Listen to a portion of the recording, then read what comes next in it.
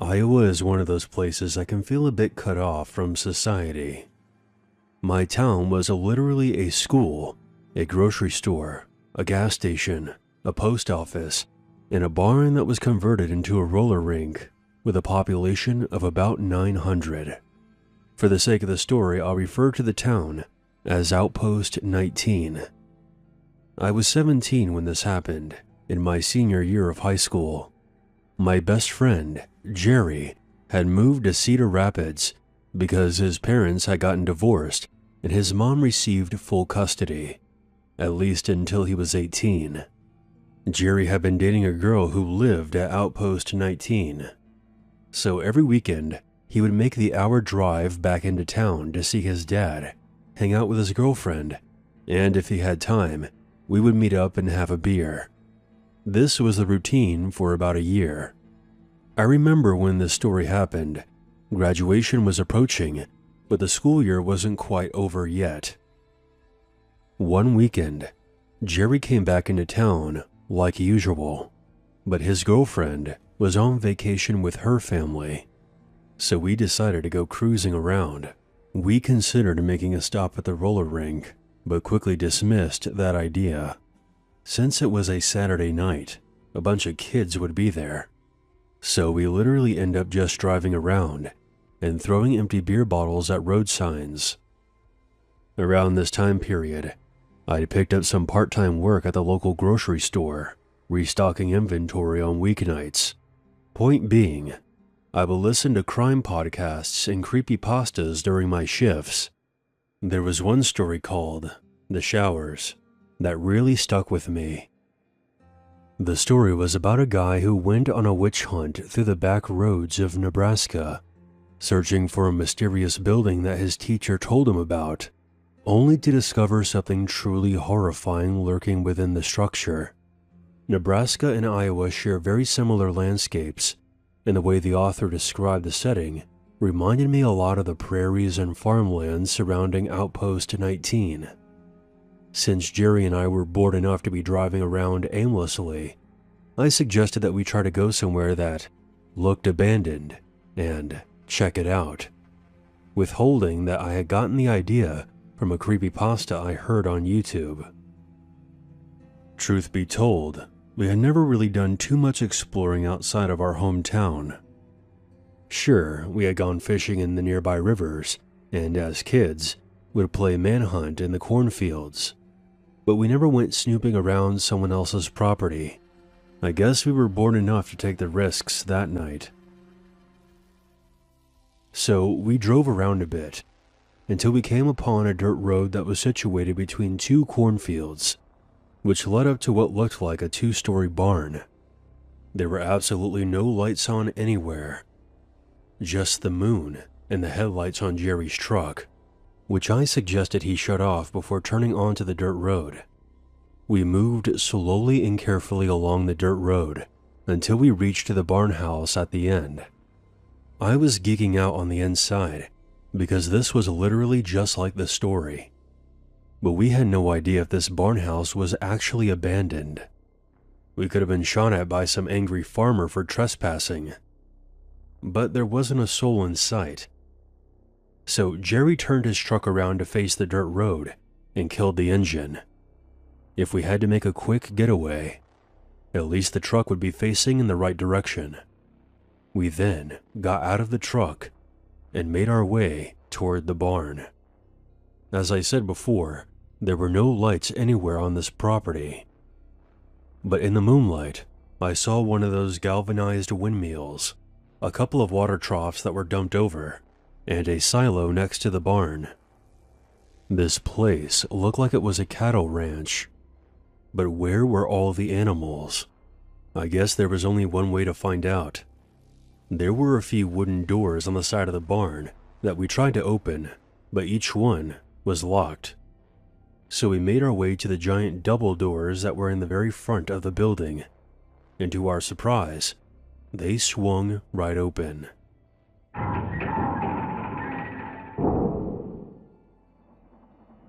We immediately noticed that there was a faint glow coming from several areas within the building. I quickly realized that it was candlelight, Jerry had brought along a flashlight, but said that he wouldn't turn it on unless he absolutely needed to, as to not give away our position to the aforementioned angry farmer with a gun. But even with the candlelight, it was impossible to see inside this building. That's when I got this sinking feeling, telling me that we should leave right away. Jerry turned on his flashlight and shined it into the building. There were several candelabras placed on tables and railings throughout the foyer. The layout was almost like a wedding venue. We didn't see anyone, but someone had to have lit all these candles. We then noticed what looked like an altar in the center of the room. There was an unspoken thing between Jerry and I. We were going to have to see what was on this altar.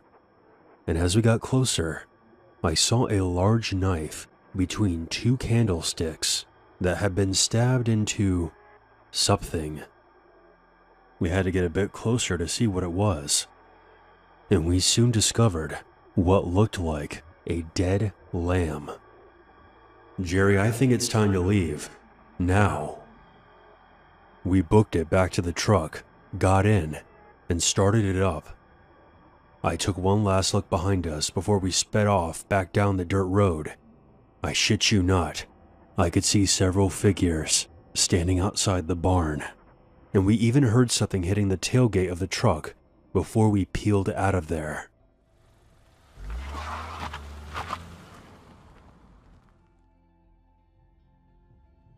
We had to GPS our way back to Outpost 19. I would say it took about 30 minutes to get back there. We didn't tell anyone about what happened, because we didn't want to get into trouble for trespassing. There was a small dent on Jerry's tailgate. We assumed that one of the people I saw outside the barn must have thrown a rock or something. I lived at Outpost 19 for another year before I moved to Des Moines to work in construction. And a year after that, my parents retired and moved away as well, so there's no reason for me to return to that town ever again.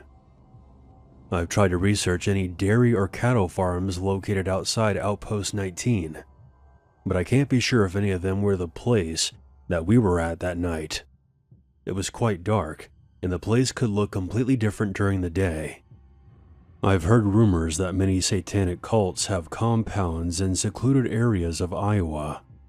This is only a guess, but I think we stumbled into one of these compounds that night and interrupted some kind of ritual that was taking place in that barn.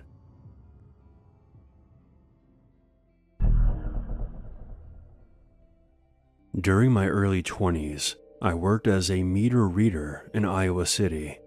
A meter reader is someone who records how much electricity, gas, or water you've used each month.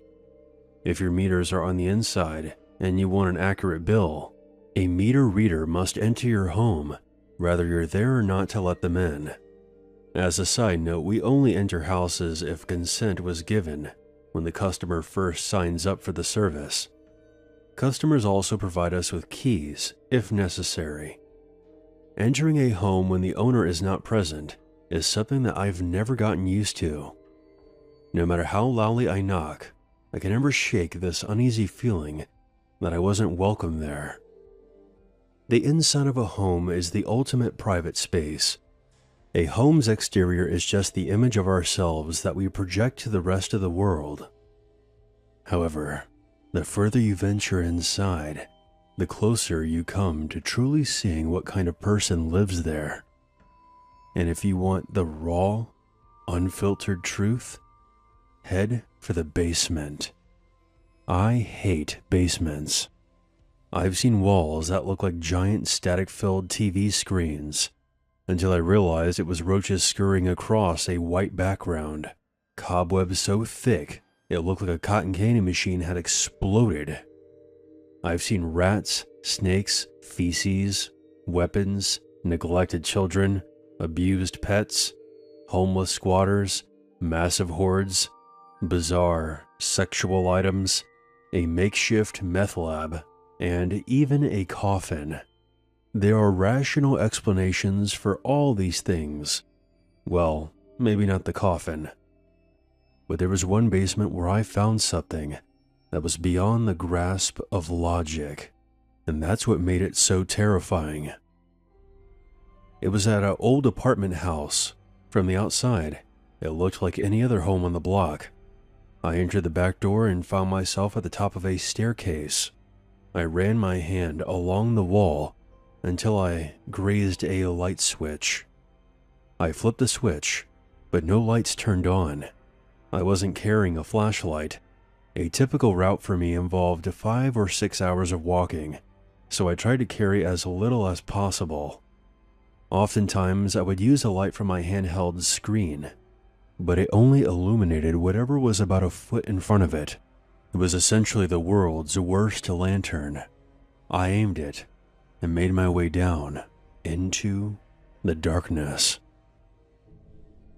Once at the bottom, I blindly shuffled across the room, one baby step at a time. With arms outstretched and head down, I eventually made it to the far side of the basement.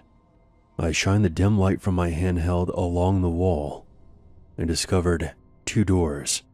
Each door led into its own small room. I chose the one on the right and found the meters in the far corner. As I entered the data, I began hearing noises coming from the other room. Something was moving around in there, and there was some whimpering that grew louder the longer I listened. I eventually realized it was a dog. It sounded weak and distressed. I tried to open the door, but it was locked. At this point, the dog was scratching on the other side. I felt helpless. I reported it when I got back to the office, but I couldn't shake the thought of that dog being trapped down there in that basement. It stuck with me over the next month until it was time to return. So there I was, in the same place a month later, back inside that dark basement. At least this time, I knew where the meters were located. I shuffled back to those small rooms and entered the one on the right, while carefully listening for any sounds that may come from the other room. This time I heard nothing. I read the meters and started making my way back, but I couldn't shake that memory of the dog. Was it still trapped inside that room? Curiosity got the best of me. I stood outside the door for a few moments, just listening, but heard nothing. That's when I made a huge mistake. I tried to open the door. I had barely jiggled the doorknob when I first heard it. It was a blood-curdling scream, unlike anything I have ever heard. It was a sound that I didn't think a human was capable of producing. Short, piercing, high-pitched shrieks, followed by abruptly low, drawn-out, guttural moans.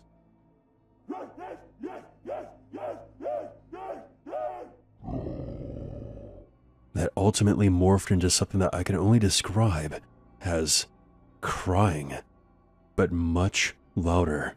It was all over the place, some sort of psychotic, free-form jazz. I stumbled backwards, nearly losing my balance. I shouted something like, "Hello? Who's in there?" But there was no response, just more screaming. "Are you okay? Do you need help?" Still no response. The screaming continued. There was no doubt that whoever was in there heard me. Apparently they didn't want my help at all. They just wanted me gone. So I fumbled my way through the dark room toward the exit. When I got to the top of the stairs, I just stood there, listening. I was trying to wrap my mind around what I was hearing. I waited for the screaming to stop, but it never did. When I finally left, it was still as loud and demented as it was when it began. I felt relieved. but that quickly vanished when I realized I had to do it all over again next month. I reported what I heard, but nothing came of it. As my return drew near, a sense of dread began to grow inside of me. What kind of lunatic sits alone in total darkness and silence? My mind created endless explanations of what kind of hell was beyond that door. By the time I returned, I had built them up in my mind so much that anyone other than Lucifer himself would have been a letdown. But there was no sign of anyone, or even over the next several months. I had nearly given up on solving the mystery when a stroke of luck pulled me back in. One night, I went to a concert with my friend, Laura. After the show, I gave her a ride home. She moved somewhat recently, so she had to give me directions. I didn't really pay much attention to where she was leading me, until she pointed to a house a ways up the street. I couldn't believe it. She had moved into the house with a mysterious room in the basement. This is going to sound weird, but have you ever noticed anything odd about the basement at this? Before I could even finish my sentence, she blurted out, "Some crazy guy lives down there." Finally, I had confirmation. She went on to tell me that even though her apartment was located in the attic, she often heard him yelling late at night. But that wasn't all. She had actually met him. One day, while walking to her car, she saw him standing in the lawn. He was perfectly still, with no expression on his face. He was directly in her path, so she cautiously made her way around him. He was staring at her, so she offered a friendly "hello" as she passed. He had no reaction, except for one unsettling exception. He stuck his tongue out at her, then quickly sucked it back into his mouth, then resumed acting like a statue. Thoroughly creeped out, she got in her car and drove away. It was about 2 or 3 months later when I finally met him. I entered the back door, like I had so many months before, but this time something was different. There was a light on down in the basement. I peered down the staircase. At the bottom, a ragged-looking dog was staring back at me. It was the same dog I had heard during my first visit. Then, I noticed something else. Behind the dog, I could see a pair of bare feet. The ceiling blocked my view of whoever was standing there, but it didn't matter. I knew it was him. I should have left right then, but I didn't. I know this probably doesn't make any sense, but at this point, my desire to finally get some answers outweighed my fear. I called out, "Hello? It's the meter reader." I then began to make my descent. As I made my way down, more of him was revealed to me, slowly. He looked to be middle-aged. His head was shaved. His eyes were wild.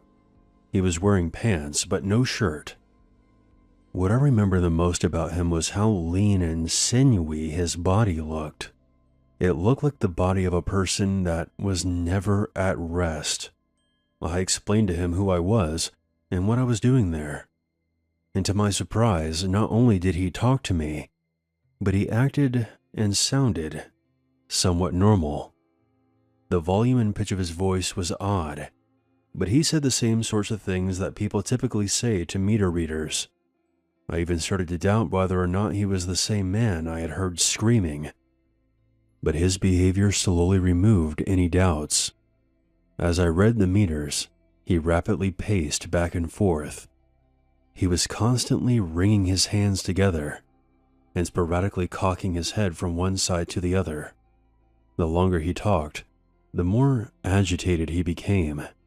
He began grimacing, and little verbal tics started popping up in his speech. Every so often he would blurt out, "Aw," in the middle of a sentence. He was trying his best to suppress these sounds, but he was losing that battle. I started to make my way toward the exit, and he followed. His verbal outbursts grew louder and more frequent. I was becoming petrified. When I got to the stairs, our conversation came to an end, and I said goodbye. As I turned to head up the staircase, he could no longer hold back, and he began screaming.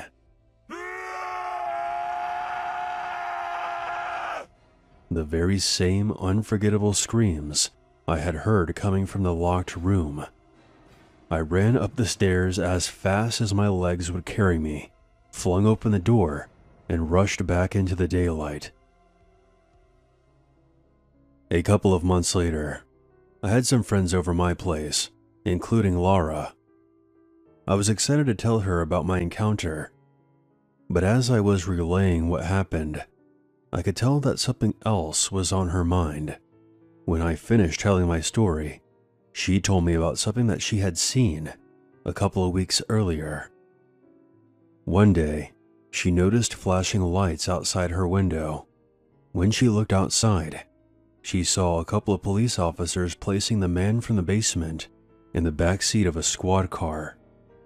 She later found out from another tenant that he had attacked someone with a knife. That was the last we ever saw of him. I don't know what became of the man in the basement. I'd like to think that he got the help he needed, but maybe that's just because I'd rather not think about the alternative.